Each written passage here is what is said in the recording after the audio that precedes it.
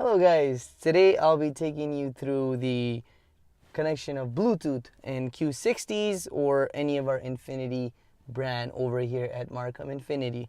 It's very easy. All you gotta do is have your phone in settings, click the Bluetooth, wait for it. While we're waiting for this, let's go to settings here, go to Bluetooth, connect device, add new device. You could attach up to 5 devices.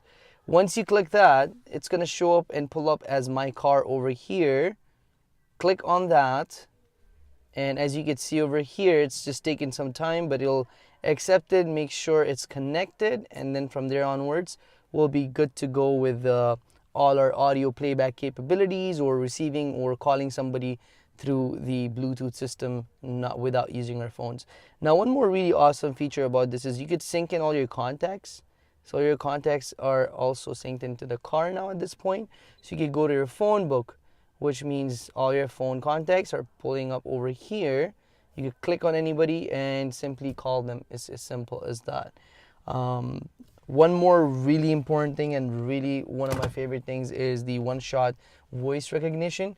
I could press this button and tell the car to navigate me to a certain address and complete one shot, just saying the whole address.